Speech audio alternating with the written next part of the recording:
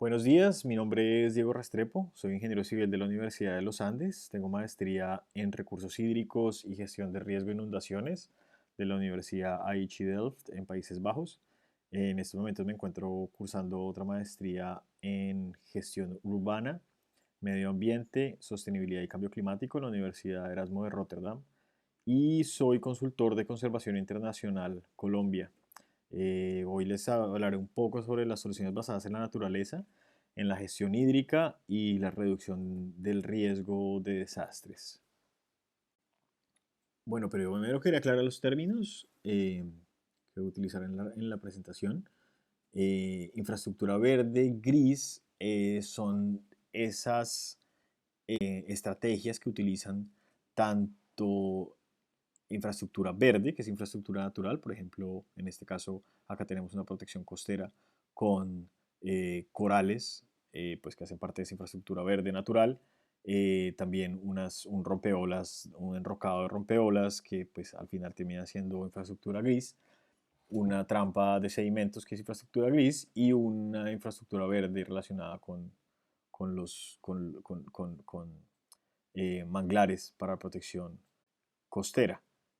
Por ejemplo, también tenemos como la infraestructura verde en la restauración de una cuenca puede ayudar en la regulación hídrica y el mejoramiento de la calidad de agua, que más adelante pues beneficia plantas de tratamiento y la gestión de embalses en una cuenca. Y las soluciones basadas en la naturaleza, que son acciones para proteger y manejar sosteniblemente eh, ecosistemas naturales o modificados, como las zonas urbanas y las zonas rurales. Dentro de las zonas basadas en la naturaleza también están los sistemas urbanos de drenaje sostenible y, bueno, muchas otras estructuras y tipologías que existen pues dentro de lo que embarcan todas las soluciones basadas en la naturaleza. Y en este caso les voy a hablar específicamente de las soluciones basadas en la naturaleza para la gestión hídrica, que están relacionados tanto con las zonas altas donde se produce, donde está esa productividad hídrica, tanto como en las zonas bajas donde está la regulación hídrica y toda esa conectividad entre el suelo, los acuíferos y la superficie. Y finalmente, como toda esa red hídrica termina pues entrando en las ciudades y en las zonas urbanas. Para esto les voy a empezar hablando del proyecto que estamos desarrollando con Conservación Internacional dentro del marco del del corredor de conservación de páramos, y donde escogimos la cuenca alta del río Bogotá, pues al ser una de las cuencas abastecedoras de, pues del sistema de abastecimiento de la ciudad de Bogotá. Esa cuenca alta del río Bogotá abastece básicamente el 25% del total del agua que consume la ciudad. El otro 70% lo abastece el sistema Chingaza dentro del Parque Natural Chingaza. Eh, y el otro 5% el sistema sur. Esta zona de la cuenca alta del río Bogotá porque, pues como todos saben, es una zona bastante intervenida. Eh, es una zona donde actualmente se presenta un gran crecimiento de actividad industrial, hay actividad minera, eh, bueno, hay una sobreexplotación de esta cuenca y pues al ser una cuenca abastecedora, pues genera bastante interés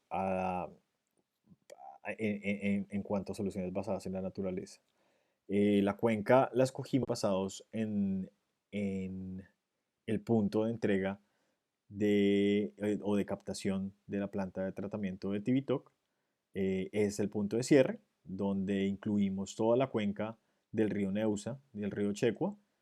Incluimos toda la cuenca del río del embalse de Tominé, que abastece el embalse de Tominé, la cuenca del embalse de Cisga y el resto de la cuenca alta del río Bogotá y la cuenca media alta del río Bogotá.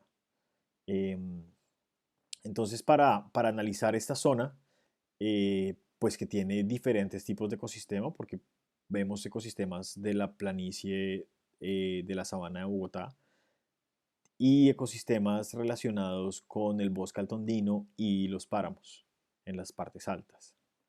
Entonces, para poder, lo que queríamos acá era intentar entender cuál era el valor de la naturaleza y qué podemos hacer en cuanto a restauración y conservación para optimizar esos servicios ecosistémicos relacionados con el agua. Para esto utilizamos una herramienta que se llama Invest, que es una herramienta para valoración de servicios ecosistémicos. Tiene muchos tipos de servicios ecosistémicos que se pueden evaluar.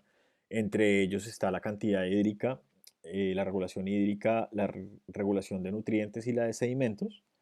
Esto es una metodología que utiliza, básicamente son balances hídricos y otro tipo de metodologías para sedimentos y nutrientes, donde se toman diferentes capas de precipitación, topografía, tipos de uso del suelo, bueno, toda la información que se necesita para hacer ese balance hídrico. Y al final, lo interesante de este software es que permite mapear y permite generar diferentes escenarios con cambios de uso del suelo en la cuenca. Entonces, básicamente el modelo de rendimiento hídrico, como les decía, es un balance hídrico donde tenemos eh, una simulación de ese ciclo hídrico en la cuenca, donde tenemos transpiración evapotranspiración de las plantas, tenemos la precipitación que cae por la lluvia, eh, infiltración hacia los suelos, y al final, pues el resultado de este balance hídrico es un exceso que se convierte en escorrentía, que es toda el agua que va sobre la superficie, y flujo subsuperficial. El modelo de nutrientes toma la carga de nutrientes generada por actividad agrícola y prácticamente resta la eficiencia de retención de la vegetación que se encuentra en el camino del flujo, para así al final calcular la cantidad de nutrientes que termina llegando a los ríos y a las quebradas principales de la cuenca. El modelo de sedimentos hace algo similar, pero utiliza la ecuación universal de pérdida de suelo, donde se calcula el potencial de pérdida de suelo debido a la erosividad de la lluvia y la erodabilidad del suelo. Y al final, basado también en la topografía, eh, hace un recorrido, digamos, de ese sedimento y calcula dónde se queda depositado y dónde se retiene por vegetación y finalmente todo ese sedimento termina llegando a los ríos. Entonces la información de entrada del modelo son básicamente la precipitación, que es la lluvia en la cuenca. En este caso, pues se ha utilizado diferente información del IDEAM, del Acueducto Bogotá, de la CAR, para poder generar estos mapas de precipitación a nivel mensual. Se generaron también los mapas de evapotranspiración basados en el tipo de vegetación que existe, la evapotranspiración potencial, que es lo que potencialmente se puede evaporar por las condiciones climáticas pues, dependiendo de la zona y de la altura en la cuenca, y las características especiales de la zona de páramo, ¿no? Porque como se ve que el páramo tiene una evapotranspiración bastante baja. Otros mapas, como los mapas de grupo del suelo, el mapa de uso del suelo, donde se identifican todos los usos que hay sobre la cuenca, y este es el mapa es el mapa guía que va a permitir eh, relacionar y analizar diferentes escenarios de conservación y restauración, o escenarios negativos de tendencias de degradación en la cuenca. Acá, por ejemplo, vemos los resultados de exportación de nitrógeno sobre la cuenca, entonces es claro, y lo que permite este modelo es poder identificar esas zonas donde hay mayor producción de nutrientes, en este caso de nitrógeno, debido a actividad agrícola relacionada con ese nutriente. Y, por ejemplo, acá también vemos los resultados de la generación de sedimentos en la cuenca, donde se pueden ver algunas zonas de puntos calientes donde se genera esa mayor cantidad o hay una mayor exportación de sedimentos que termina llegando a las fuentes hídricas. Entonces, basado en esos mapas, se pueden empezar a tomar decisiones de dónde restaurar y dónde podría llegar a ser más costo eficiente la restauración eh, en la cuenca alta del río Bogotá. Bueno, y con respecto a la gestión del riesgo, esa restauración también puede tener un efecto eh, muy interesante en la reducción de escorrentía sobre la cuenca. De hecho, al parecer, la restauración en muchos estudios que se han hecho alrededor pues, del planeta demuestran que en muchos casos la restauración puede llegar a disminuir el rendimiento hídrico, la disponibilidad hídrica en las cuencas. Claramente eso es en casos de ecosistemas europeos y de ecosistemas pues, de Estados Unidos donde se han hecho estos estudios. Sin embargo, por ejemplo, acá en la cuenca alta del río Bogotá hemos empezado a notar que los páramos tienen un comportamiento muy distinto y debido a que tienen unas características de muy baja evapotranspiración, tienen un efecto positivo en, en la disponibilidad hídrica. Sin embargo, para el tema de gestión de riesgo, es muy interesante ver cómo precisamente esa regulación hídrica en épocas húmedas puede ser muy beneficioso para disminuir el riesgo de inundaciones. Pero pues falta mucho estudio al respecto. Falta ver realmente cuál es ese valor que tiene la naturaleza en la gestión del riesgo y que se puede calcular, se podría llegar a calcular tal vez a través del costo evitado y, y de esos beneficios eh, pues que se generan a partir de generar menos daño en la cuenca. Entonces, por ejemplo, acá tenemos una gráfica de daños donde se compara la profundidad de la inundación con el daño causado por esa profundidad de inundación. Entonces, a mayor profundidad de la inundación, pues mayores daños, dependiendo también del tipo de uso que se tenga. Entonces, lo interesante sería poder entender cómo se modifica esta curva para diferentes escenarios de restauración y cuál sería el valor de la naturaleza y el costo-beneficio que traería la restauración en esa cuenca relacionada con el daño evitado.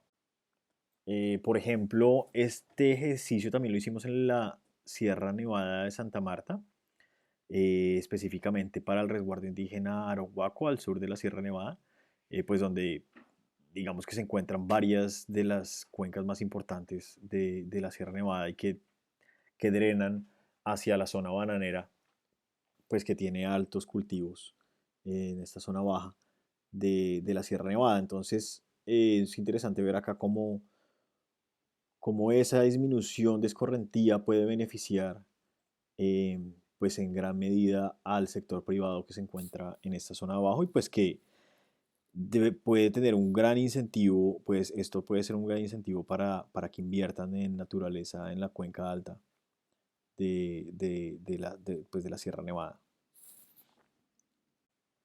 Y también podemos hablar de soluciones en la naturaleza a nivel local, donde, por ejemplo, este programa de Room for Rivers busca acá en Holanda darle más espacio a los ríos para poder eh, tener mayor capacidad de respuesta ante las inundaciones con mayores áreas de inundación y mayores volúmenes pues, que la naturaleza misma pueda soportar mayores volúmenes de inundación.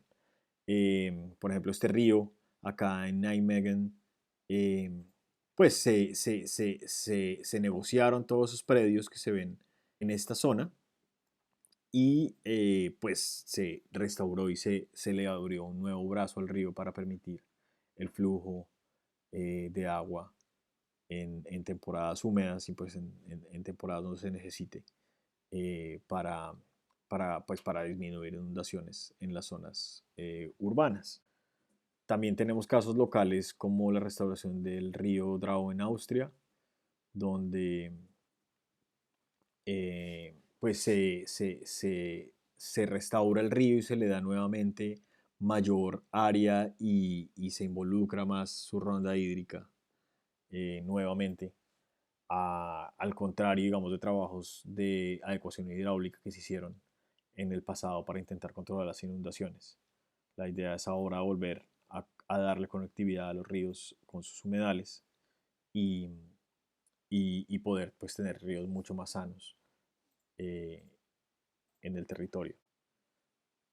También está el caso de Corea del Sur, que ha invertido mucho dinero en recuperar sus ríos, que en la mayoría de casos fueron tapados por autopistas y ahora esas autopistas han sido reemplazadas nuevamente por esa superficie libre de ríos, mm, intentando naturalizarlos, ¿no? Dentro de ese contexto urbano.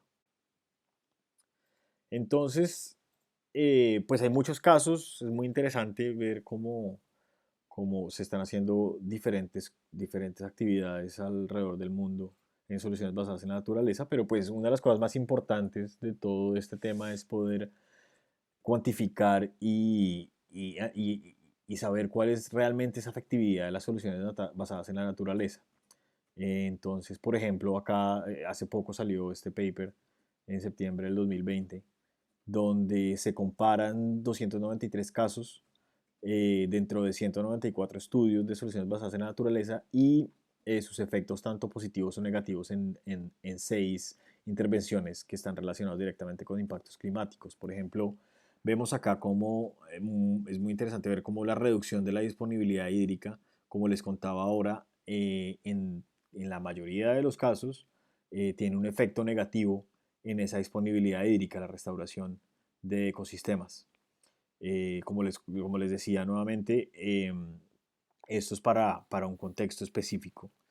Yo creo que, por ejemplo, en el caso de los ecosistemas de páramo, esto es bastante diferente y tiene una respuesta ahí a la disponibilidad hídrica muy distinta a esto y realmente yo creo que sí tenemos un efecto, estamos dentro de los efectos positivos en la restauración de ecosistemas de páramo. Pero pues de todas formas necesitamos más investigación al respecto pues para poder pues, reafirmar eso. En cuanto a erosión del suelo, pues la mayoría de los casos son positivos, sino casos mixtos de positivos y negativos. Y en las inundaciones también vemos que la mayoría de los casos de estudio demuestran casos positivos de disminución de escorrentía y pues que son positivos para la gestión de riesgo de inundaciones. Muchísimas gracias, eso era lo que les quería compartir.